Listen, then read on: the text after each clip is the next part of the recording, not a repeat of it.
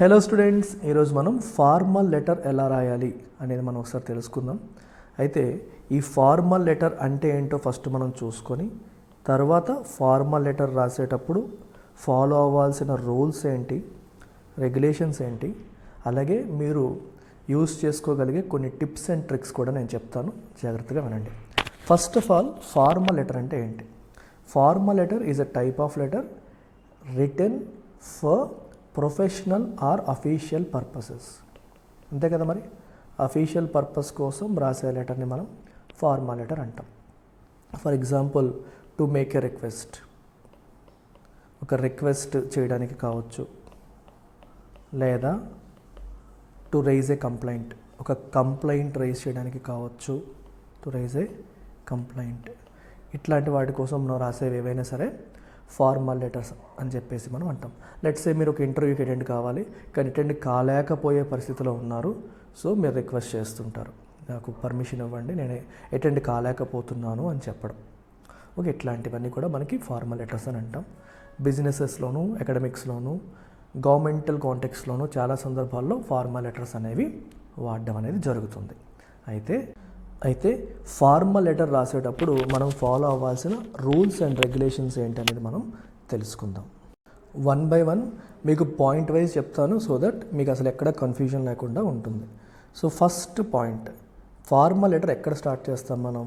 We start by writing sender's name.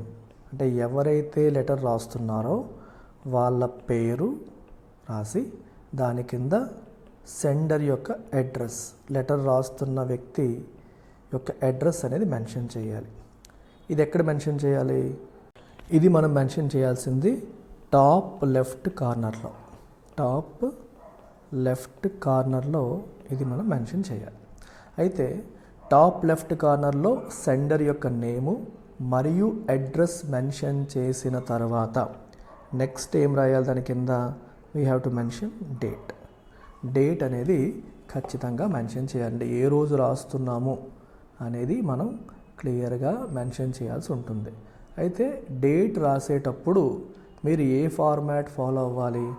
2-3 రకాల formats ఉన్నాయి, మీరు ఏ ఫార్మాట్ అన్నా ఫాలో అవ్వచ్చు. సో జనరల్గా ఈజీగా అందరూ ఫాలో అవ్వగలిగే format DD, MM, Y. So first date, తర్వాత మంత్, తర్వాత ఇయర్ ఫార్మాట్లో రాయొచ్చు. లేదా బెటర్ వే, దేనికంటే బెటర్ అప్రోచ్ ఏంటి అంటే, ఫర్ ఎగ్జాంపుల్ ఈరోజు డేట్ రాసేటప్పుడు 26 నవంబర్ 2024. ఇది అన్నిటికంటే best approach. So next step ఏంటి? సెండర్ నేమ్, అడ్రస్ రాసేసాము, తర్వాత డేట్ మెన్షన్ చేసేసాము. డేట్ ఎలా రాయాలో కూడా చెప్పాను, ఇది బెటర్ అని చెప్పాను. ఇది కూడా తప్పులేదు, లెఫ్ట్ సైడ్ కూడా తప్పులేదు, బట్ బెటర్ అప్రోచ్ ఇది. ఎందుకంటే దీంట్లో క్రిస్టల్ క్లియర్గా ఏ నెల అనేది కనిపిస్తుంది, డేట్ క్లియర్గా కనిపిస్తుంది. ఈ ఫార్మాట్లో చూసుకుంటే కొన్నిసార్లు మనం కన్ఫ్యూజ్ అయ్యే అవకాశం ఉంటుంది. లెట్స్ సే 8వ తారీఖు 9వ నెల అని రాశారనుకోండి, ఎలా రాస్తాం? 08/09/2024 అని రాస్తాం. ఇక్కడ చిన్న బిట్ ఆఫ్ కన్ఫ్యూజన్ చూసే వాళ్ళకి 8వ తారీఖు 9వ నెల, 9వ తారీఖు 8వ నెల కన్ఫ్యూజ్ అయ్యే అవకాశం కొంచెమన్నా ఉంటుంది. ఆ ఛాన్స్ కూడా మనం ఇవ్వకూడదు అనుకుంటే మనం better to go with this format. ఈ ఫార్మాట్లో అసలు కన్ఫ్యూజనే ఉండదు. మనం డేట్తో మొదలుపెట్టి పక్కన మంత్ రాసి కామా పెట్టి తర్వాత ఇయర్ రాస్తాం. ఫార్మల్ లెటర్ అనేటప్పుడు ప్రతి చిన్నది మనకి ఇంపార్టెంటే, ఆ కామా పెట్టడం కూడా ఇంపార్టెంట్, మర్చిపోకూడదు. నెక్స్ట్ మూడవది, డేట్ తర్వాత డేట్ కింద, ఈ డేట్ ఎక్కడ రాస్తామమ్మా? సెండర్స్ నేమ్ అండ్ అడ్రస్ ఏదైతే రాసామో టాప్ లెఫ్ట్ కార్నర్లో దాని కిందనే డేట్ రాయాలి. ఓకే, డేట్ కింద ఇమీడియట్గా డేట్ కింద రాయాల్సింది ఏంటి? డేట్ కింద రాయాల్సింది address of the receiver. Address of the receiver రాయాలి. అయితే అడ్రస్ ఆఫ్ ద రిసీవర్ రాసేటప్పుడు గుర్తుపెట్టుకోవాల్సింది ఏంటంటే, you have to start with designation. ఎవరికైతే మనం రాస్తున్నామో వాళ్ళ డెసిగ్నేషన్ ఎందుకు సార్? మనం రాస్తుంది ఏంటి? Formal letter. మరి ఫార్మల్ లెటర్ అంటే అది అఫీషియల్ పర్పసే కదా. ఒక బ్యాంక్ మేనేజర్కో, ఒక గవర్నమెంట్ ఆఫీసర్కో, ఇలాంటి వాళ్ళకో రాసేదే ఫార్మల్ లెటర్. సో మరి ఎవరో ఒక ఆఫీసర్ అయినప్పుడు వాళ్ళకి డెసిగ్నేషన్ ఉంటుంది కదా. డెసిగ్నేషన్ అనేది క్రిస్టల్ క్లియర్గా మెన్షన్ చేయాల్సి ఉంటుంది. ఆ తర్వాత వాళ్ళ డిపార్ట్మెంట్ ఏదైతే ఉంటుందో డిపార్ట్మెంట్ కావచ్చు, లేదా అది మెన్షన్ చేసేసి వాళ్ళ అడ్రస్, ఓకే, లొకేషన్ కూడా మెన్షన్ చేయాలి.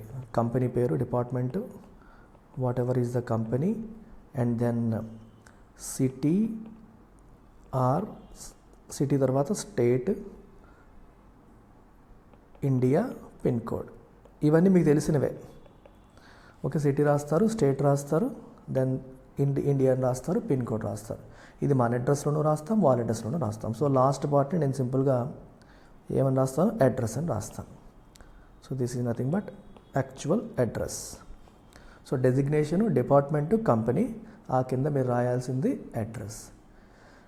గుర్తుపెట్టుకోండి, రిసీవర్ గురించి రాసేటప్పుడు వ్యక్తి పేరు మెన్షన్ చేయకూడదు, వ్యక్తి డెసిగ్నేషన్ మాత్రమే మెన్షన్ చేయడం అనేది చాలా చాలా ఇంపార్టెంట్. అంటే పలానా వ్యక్తికి రాస్తున్నామని కాదు, పలానా డెసిగ్నేషన్లో ఉన్న వ్యక్తికి రాస్తున్నాము అనేది ఇంపార్టెంట్. పలానా డెసిగ్నేషన్లో ఉన్న వ్యక్తికి రాస్తున్నాం అనేదే ఇక్కడ మోస్ట్ ఇంపార్టెంట్ ఆస్పెక్ట్. గుర్తుపెట్టుకోండి.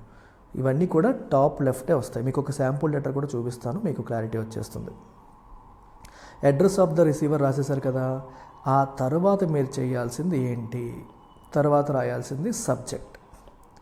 ఇది ఎక్కడ, దాని కిందనే అడ్రస్ ఆఫ్ ద రిసీవర్ కిందనే సబ్జెక్ట్ రాస్తారు. సో సబ్జెక్టు చాలా సింపుల్గా క్లియర్గా రాయాలి. ఫర్ ఎగ్జాంపుల్ లీవ్ లెటర్ పెడుతున్నారు అనుకోండి, అప్లికేషన్ ఫర్ 2 day లీవ్ అని రాస్తారు. ఓకే, లేదా పర్మిషన్ కోసం పెడితే పలానా పర్పస్ కోసం, లేదా ఇది మీరు దేనికోసం రాస్తున్నారో అది 2-3 లైన్స్లో, 2-3 వర్డ్స్లో, ఒకే సింగిల్ లైన్లో. ఐడియల్గా సబ్జెక్ట్ అనేది సింగిల్ లైన్లో రావాలి. ఇట్ షుడ్ బి కన్సైజ్, లెందీగా ఉండకూడదు. చాలా సింపుల్గా, కన్సైజ్గా, షార్ట్గా, క్రిస్ప్గా ఉండాలి. క్రిస్ప్ అండ్ షార్ట్గా మనకి సబ్జెక్ట్ అనేది ఉండాలి. సబ్జెక్ట్ కింద ఏంటమ్మా, సాల్యుటేషన్. సబ్జెక్ట్ కింద సాల్యుటేషన్ అనేది రావాలి. సో సాల్యుటేషన్ అంటే ఏంటి, డియర్ సార్ లేదా ma'am, whatever it is. Okay, ఇట్లా రాసేసి కామా పెట్టేస్తారు. ఓకేనా, కామా పెట్టేస్తారు. లేదా అనదర్ అప్రోచ్ ఏంటంటే, you can also write like this. Instead of dear you can write greetings sir or ma'am, ఇలా అని కూడా మీరు స్టార్ట్ చేయొచ్చు. డియర్ సార్ ఆర్ మ్యామ్ అని చెప్పొచ్చు, లేదా గ్రీటింగ్స్ సార్ ఆర్ మ్యామ్ అని కూడా మీరు రాయొచ్చు. రెండు కూడా యాక్సెప్టబులే, ఎలా రాసినా పర్వాలేదు. సాల్యుటేషన్ మెన్షన్ చేసిన తర్వాత నెక్స్ట్ వచ్చేసి బాడీ. ఇక్కడ మనకి బాడీ అనేది స్టార్ట్ అవుతుంది.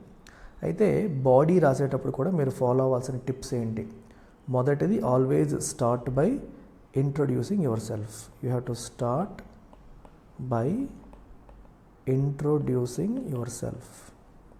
నీ గురించి నువ్వు ఇంట్రొడ్యూస్ చేసుకుంటూ స్టార్ట్ చేయాలి. Start by introducing your self. నీ నేమ్ ఏంటి, నీ క్లాసు, నీ డిపార్ట్మెంటు, లేకపోతే నువ్వేంటి, నువ్వు దేనికి చెందిన వాడివి అనేది మెన్షన్ చేయడం అనేది ఫస్ట్. నువ్వెవరో చెప్పాలి. నువ్వెవరో చెప్పకుండా రాసుకుంటూ వెళ్ళిపోతే మీనింగ్ ఉండదు.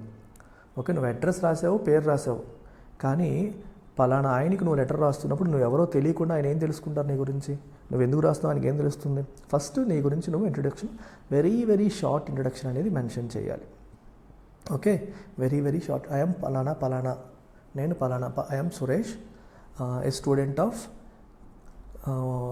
Electrical and electronics engineering, BE final year, అయిపోయింది. అట్లా పలానా రాశాక దెన్ నీ ఇంట్రొడక్షన్ తర్వాత గంటలు రాయొద్దమ్మా. నీ జీవిత బయోపిక్లు రాసుకుంటూ కూర్చోవద్దు. తర్వాత ఇమీడియట్గా చేయాల్సింది ఏంటి, రీజన్. డైరెక్ట్గా పాయింట్లోకి వెళ్ళిపోవాలి. రీజన్ ఫర్ ద లెటర్, ఎందుకు రాస్తున్నాం లెటర్ యొక్క కారణం ఏంటి క్లియర్గా మెన్షన్ చేయాలి. ఓకే, అండ్ మీకు ఫర్ ఎగ్జాంపుల్ లీవ్ లెటర్ కోసం పెట్టారంటే, నేను లీవ్ లెటర్ కోసం ఇది రాస్తున్నాను అని చెబుతూ నాకు ఎన్ని రోజులు కావాలి, ఎప్పటి నుంచి ఎప్పటి వరకు కావాలి, వివరాల్లోకి వెళ్ళిపోవాలి, అంతే. అండ్ బాడీ అనేది గుర్తుపెట్టుకోండి, బాడీ అనేది మ్యాక్సిమం 2 to 3 paragraphs మించకూడదు. సో బాడీ టూ మచ్ ఉండకూడదు, అన్నిటికంటే బాడీయే పెద్దది, బట్ 2 to 3 paragraphsకి మించకూడదు అనేది గుర్తుపెట్టుకోండి. అండ్ ఈచ్ పారాగ్రాఫ్లో 2 to 3 sentences అంతే. పేజీలకి పేజీలు రాసేయకండి, అంత టైం లేదు. ఇన్ఫ్యాక్ట్ మీరు బ్యాంక్ ఎగ్జామ్స్లో రాయడం కదా, టైప్ చేయాలి. సో మీకు అంత టైం కూడా ఉండదు. లెటర్కి మరియు ఎస్ఏకి కలిపి, డిస్క్రిప్టివ్కి కలిపి మీకు 30 మినిట్సే ఇస్తారు. సో అందులో ఒక 10 to 12 మినిట్స్ లెటర్కి మీరు పెట్టుకోవాలి, అండ్ రిమైనింగ్ టైము ఎస్ఏకి పెట్టుకోండి. ఎస్ఏకి కొంచెం ఎక్కువ టైం పడుతుంది కాబట్టి. అందుకని మీరు క్రిస్ప్గా, షార్ట్గా, ఎంత ఫాస్ట్గా రాయగలిగితే అంత ఫాస్ట్గా టైప్ చేయాలి, గుర్తుపెట్టుకోండి. ఈచ్ పారాగ్రాఫ్లో 2 to 3 సెంటెన్సెస్ పెట్టి 2-3 పారాగ్రాఫ్స్ రాస్తే సరిపోతుంది. ఓకేనా? రైట్. అండ్ రాసేటప్పుడు స్పెల్లింగ్ మిస్టేక్లు, గ్రామర్ మిస్టేక్లు లేకుండా ఉంటే మంచిది. గ్రామర్ మిస్టేక్స్ ఉన్న మార్కులు పోతాయి, స్పెల్లింగ్ మిస్టేక్స్ ఉన్న మార్కులు పోతాయి. చాలా చాలా ఇంపార్టెంట్. అండ్ ఇంకా ఇంపార్టెంట్ విషయం ఏంటంటే ఫార్మల్ లెటర్స్లో ఫాలో అవ్వాల్సింది టోన్. మీరు రాసే విధానం, టోన్ షుడ్ బి పొలైట్గా రాయాల్సిన అవసరం అనేది ఉంది. ఎంత పొలైట్ అయితే అంత మంచిది. సో అది గుర్తుపెట్టుకోవాలి. సో పొలైట్గా రాయడం కోసం మీరు ఏం చేస్తారంటే, మీరు రాసేటప్పుడే కొన్ని టర్మ్స్, కొన్ని రకాల పదాలు మనం వాడేటప్పుడు ఆ పొలైట్నెస్ అనేది తెలుస్తుంది. కొన్ని వర్డ్స్ మీకు చెప్తాను, మైండ్లో పెట్టుకోండి. ఎటువంటి వర్డ్స్ మనకి పొలైట్నెస్ అని చెప్తాయంటే, రిక్వెస్ట్ అనే పదం వాడినా సరే, లేదా గ్రాంట్ చేయండి అని చెప్పి అడిగినా సరే, ఓకేనా? కన్సిడర్ చేయండి, కన్సిడర్ మై రిక్వెస్ట్ అన్నట్టుగా రాసిన, ఓకే. ఐఎమ్ మచ్ ఒబ్లీజ్డ్ అంటాం, ఐఎమ్ మచ్ ఒబ్లీజ్డ్ ఇట్లా అన్నా సరే, ఇట్లాంటి పదాలన్నీ కూడా పొలైట్నెస్ని ఇండికేట్ చేస్తాయి. సో మీకు ఒక శాంపుల్ లెటర్ చూపిస్తాను, చూపించినప్పుడు మీకు క్లారిటీ అనేది వచ్చేస్తుంది. సో బాడీ తర్వాత ఏంటి? బాడీ తర్వాత క్లోజింగ్ పారాగ్రాఫ్. బాడీ తర్వాత మనం రాసేది ఏంటమ్మా? Closing paragraph. క్లోజింగ్ పారాగ్రాఫ్స్ ఎలా ఉంటాయి? Thank you for your time and consideration, hoping to hear from you soon, I would be highly obliged if you grant me permission for the above. Okay, ఇట్లాంటివి అనమాట. Okay, ఇట్లాంటి పదాలని రాస్తాం. So సాధారణంగా మీరు కామన్గా రాయగలిగేది ఇది రాసేయచ్చు. Thank you for your time and consideration, ఇలాంటివి రాయొచ్చు. లేదా థ్యాంకింగ్ యూ ఇన్ అడ్వాన్స్, అంటే నేను అడిగిన రిక్వెస్ట్కి లేదా కంప్లైంట్ పైన మీరు దృష్టి పెడుతున్నందుకు పెట్టకముందే థ్యాంకింగ్ యూ ఇన్ అడ్వాన్స్, ఇట్లాంటిది కూడా మనం రాయొచ్చు అనమాట. సో ఇది క్లోజింగ్ పారాగ్రాఫ్. క్లోజింగ్ పారాగ్రాఫ్ తర్వాత ఫైనల్గా మెన్షన్ చేసేది ఎండ్ సాల్యుటేషన్. ఫైనల్గా ఎండ్ సాల్యుటేషన్తో మనం స్టోరీని ఎండ్ చేస్తాం. ఎండ్ సాల్యుటేషన్లో ఏం రాస్తాం మనం? యువర్స్ సిన్సియర్లీ, లేదా yours faithfully,